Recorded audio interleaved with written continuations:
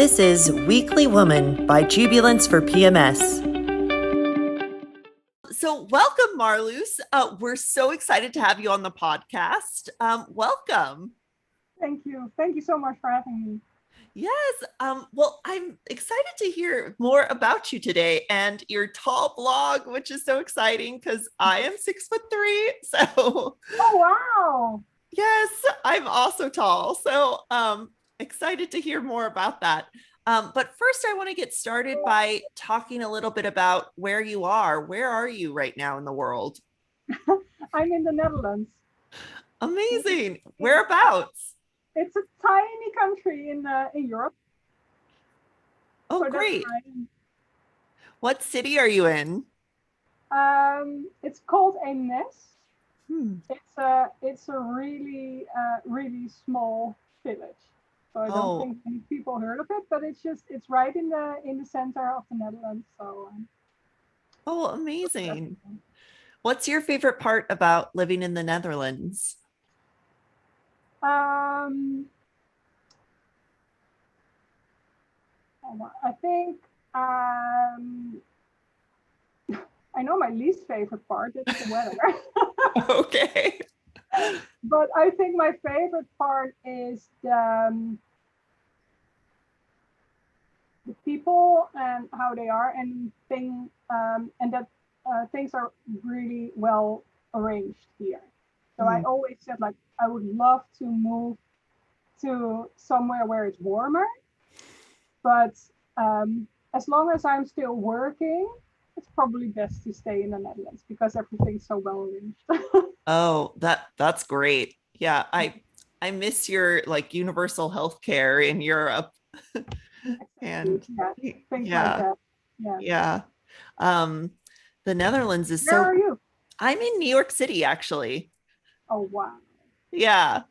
So it's also cold. It's raining, like pouring right now. So I apologize if you can hear the like pitter patter of rain. Can't hear it. Okay. Yeah. So we're in similar weather right now. It's not raining at the moment, but it's like really gray and gloomy. But yeah, Oh, okay. very typical. Darn. Yeah. Does it get really snowy there as well? It can, but Okay. um, over the last couple of years, I guess we can blame global warming for that. But the yeah, you see the weather starts changing, so winters Mhm. aren't as cold anymore. We definitely get snow, but usually it's just 1 2 days, and then it Oh, disappears. wow. Not that it like stays for weeks or. Okay. Wow. And can you talk a little bit about the pandemic in the Netherlands? How was your country affected? What did you guys do with your response? I think I think the way we were affected was pretty similar to other developed countries, and the measurements were also kind of similar, with the exception that Dutch people are really stubborn, and they have like this attitude of you don't tell me what to do. So it's been quite challenging for our government to um, have people obey the rules and do what's necessary to contain the virus. Oh, wow. Yeah, but still, I mean, don't get me wrong. There's still a lot of people who follow the rules and don't complain about it. It's just that the people who are against it always seem to be very loud. It's Mhm. probably the same where you are, I guess. Yes. Yeah, Yeah. I'm sure you've heard about America during it. Cool. And there's a lot of, because we are a small country, so there's a lot of looking at neighboring countries to see what they're doing, and that actually surprised me because Europe isn't that big, and there are so many different countries, and this virus doesn't stop at the border, and then every country is doing something different. But maybe also because they really look at the people in that country and what is reasonable for them. Because I know that like um, we are next to Germany, and we share a border with Belgium, and their rules and measures were much stricter than Mm. ours were. And well, we're just an hour away. So yeah, that's kind of strange, but I guess it's the same in America where you have all these different states Hmm. with their own rules and regulations as well. And it's kind of similar, but it's going pretty good now. The COVID cases are rising again, but the majority of those cases are people who aren't vaccinated. Okay. And currently, I think 84% of people over 18 are fully vaccinated. So Oh, that's wow. a pretty good number. Yeah, that's great. I wish we had that. Yeah. I hope you were safe during the pandemic. Were you and your family healthy? Yeah. Okay, Yeah. good. Did So did did you pick up any new hobbies during the pandemic? I did a lot of walking, a lot of Okay. walking. Yeah, you could go outside. I could exactly go outside and go for long walks, and that's also, I think, the advantage of living in a small town that we do. Mhm. Although I love the city, but because we were like in such a small town, I could just go out the door, walk into nature, and I didn't have to come across other people. So during Great. the pandemic, that was really, really nice. What is your town known for? What would you say? Oh, I'm not sure if it's known for anything, and I was born and raised here, but I guess it's originally like an agricultural town, and there's still a lot of active farms here right now, so maybe that's it. Oh, wow. Oh, that's amazing. Yeah, I know all about like the tulip trade, and how it came out of the Netherlands and the beautiful flowers that come from your country. Yeah, But I know so much more agricultural as well.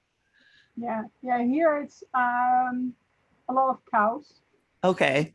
We mainly cows here, and then the flowers are, well, the majority of the flower farms are to the west of the country. Oh, okay. Oh, cool. And I'm curious, so when did you first start your tall blog? And how did that begin to start? Long, How tall, loose. it's I think I started in the summer of 2019, so well over 2 years ago, and it's been something that's been I've been playing with the idea for quite a long time, but I thought it would be fun, but um, it was also like my insecurity that Mm. stopped me from acting on it. So I was like, but yeah, who wants to see pictures of me? And I also thought it was more kind of a vain thing to do. So it wasn't until my sister, who has an like an interior blog on Instagram, she kind of pushed me. She's like, you should do something like that with tall fashion because people always come to you for fashion advice anyway. So and you have such a niche which is important on Instagram. So tall fashion, and yeah, you should really do something with that. And so I'm like, okay, well, if she's now saying I need to do something with it, maybe I should. So I took the plunge and started with it. And at the beginning, it was like really weird because you're posting and there's like no one watching. And then a couple of friends started following, and then some neighbors started following, and I got some really positive responses. And so I kept on going. That's amazing. Yeah, I love your blog. It's so great and inspiring as a tall woman. It's like, oh wow, I can find like some cute clothes or those shoes. Like this is a little too short as like things Yeah, always are. But it's like, all go oh, problems. yes. Yes, but I also loved about the Netherlands while I was there, I kept looking up at other women. It was so amazing. I think they say we're the tallest people in the world in the Netherlands. Oh, incredible. Yeah, I felt like I was like, these are my people. I'm here. You belong here. Yeah. Maybe do a DNA test to see where you're originally from. Yeah. There is some Dutch blood in there. I know my grandparents were German, so probably yeah, close Close. by anyway. Yeah. Yeah. So where exactly do you find all of these amazing clothes? And I love what you're wearing today with the feathers. Amazing. Thank you. Yeah, where do I find it? I think, of course, there are some amazing tall brands like Long Tall Sally from the UK, which I really like. But I also like, for me, it's kind of it's a sport to find like normal clothing that works for taller bodies. Mhm. So I do try out a lot of just high street brands and stores, and I try it all out and share it with my followers, and yeah, hope to be able to inspire them in that way. Because I also think that the the the specific toll brands can also be expensive, and I get Mhm. why. But I don't think it's fair that we need to pay more for our or for clothing that fits us Mhm. just because we are a bit taller than average. And Yeah. I think, and I'm also like, I don't shy away to call brands out of being size inclusive, because brands can, they say they're size inclusive, and what they mean is they have a plus size range. Mhm. But that's not being size inclusive. I mean, then you should also have a tall range or a petite range. Then you're being size inclusive. It's not all about offering bigger sizes as well as catering to taller or shorter people as well. Mhm. Yeah, I always find that like in stores here in America, they'll have like the regular sizes, then they'll have the petite sizes in the store, but the tall sizes are only online. And so it just drives me crazy, but they should have those in the store, and I recognize there aren't as many of us. Yeah. But I think there At are least you more and have more the tall opportunity. women. Oh, sorry. At least you have the opportunity to buy them online, because I Mhm. noticed that a lot in America, a lot of like even a Target or a Walmart offer tall sizing. Yes, Here, online. that's not the case, which Oh, is really wow. weird because there's so many tall women here, Yes. and there are Wow. just no options. That's crazy. It's really Oh, crazy. that's so interesting. You'd think that they would cater to the country that they're serving. I would think so. Yeah. Fascinating. What has been your favorite fashion find? Oh, um, when I find a blazer with sleeves that are long enough, that's Oh, also yeah. That's also yes. fun. Or flare jeans that are long enough to wear with heels. That's like, that's bliss. Um, I think my absolute favorite find is this robe I have from Long Tall Sally. It's do you say robe or dressing gown? Yeah, robe works. Robe, yeah. Um, and it's just, it is the softest thing ever. It's so soft, and it comes down to my ankles. And yeah, exactly. So that What? when it came in and I tried it on, I'm like, oh, I don't ever want to take this off. I'm 43 years old now. Never in my life I had a robe that was long enough. So usually they came to my knees or something like that. So you're always cold, and that's not what they're meant for. So yeah, that has to be my absolute favorite find, and I wear it all the time. Wow. Yeah, I never bother with a robe because it's like, oh, this is just useless to me. Yeah, But I'm you gonna look always that up. wear pants underneath or socks or Yeah, something to, exactly. yeah, yeah. And this thing is just down to my ankles, and it's so soft. It's perfect and affordable. That's amazing. Yeah, yeah. They did really good on that one. Incredible. Yeah. Can you tell us about like where you see your blog going? What's up for it in the future? Well, I'm just hoping to keep growing. I love connecting to other tall girls, other tall women, um, and yeah, I'm hoping to do more collaborations with brands. Mm, And I just hope that as this community grows, that we can actually make a difference and get brands to be more size inclusive. That mm. would be like the ideal goal. Oh, that's awesome. Please make that happen, Yeah, Marlous. I'll do my best. Thank you. And something that we always ask on this podcast is what is your definition of womanhood? Good question. Um, I would say women supporting other women Mm, is. I think that's so important. Just to lift each other up, support each other, and yeah, appreciate each other's differences. mm. Yeah, I think that's wonderful. And everything that you're doing on your blog, um, telling other women of where they can find things and trying to be more size inclusive with brands. I think that's wonderful. Thank you. Thank you so much. Yeah. And if you could give advice to your younger self, what would that be? Um,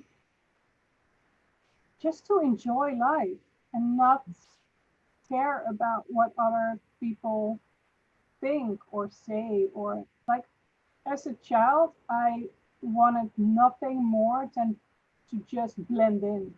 I just Mm, wanted to blend in, but I literally stood out because of my height.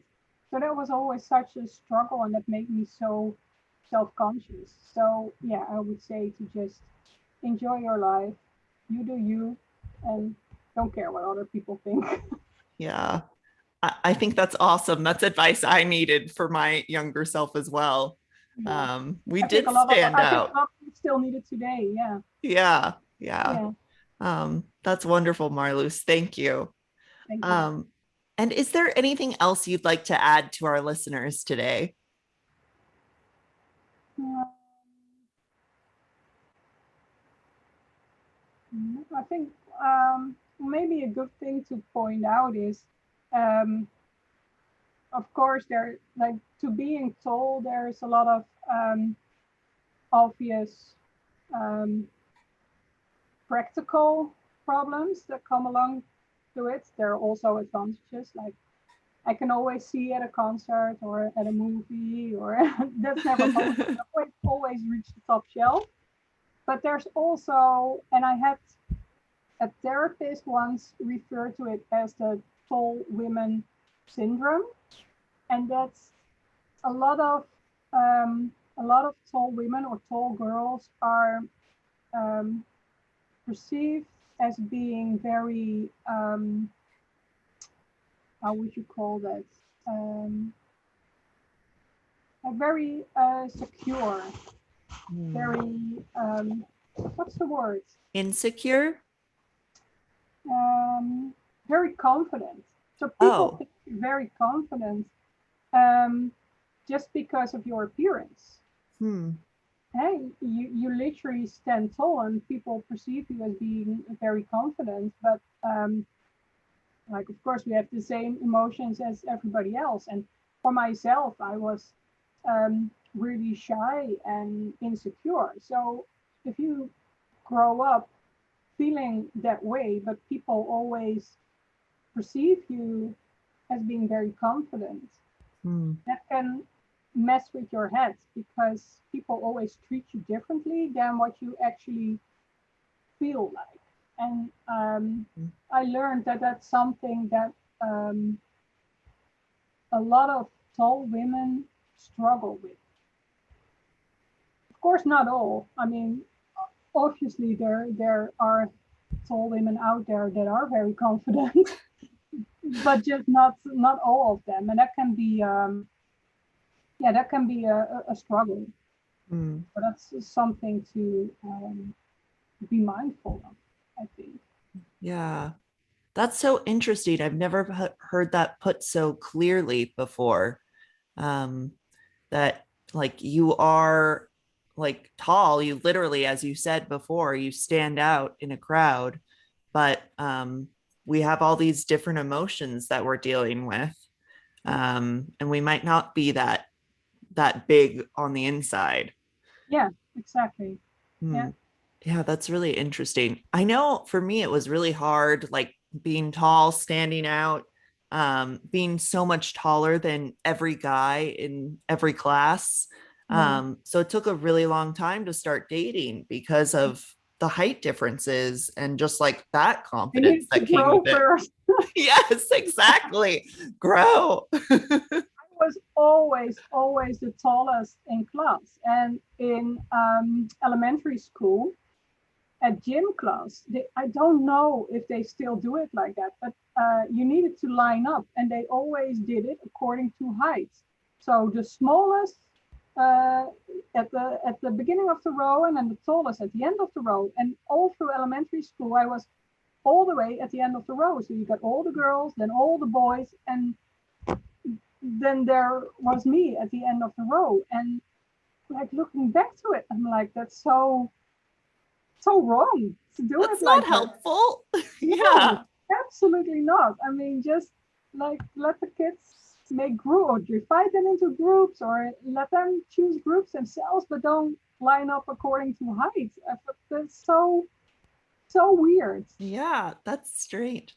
I found that always with pictures, like school pictures, all of the tall kids would be in the way back, which I understand. But now I consciously try to just like bend down in the front because I'm tired of I being do that shoved to as the back. well. You do? Yeah, I'm always the one offering to be like the one sitting in the front. I Yes. don't want to be all the way in the back. Yeah, I'm not in the back anymore. No. Don't shove me in the back. Don't put me No. at the back of the line. Yeah. Yeah. Exactly. Yeah, I think that's great. And I think like with your blog, you're doing all these things to provide confidence to these like young women and women of every age who are tall about where they can shop, how they can look confident. You look fabulous in all your photos.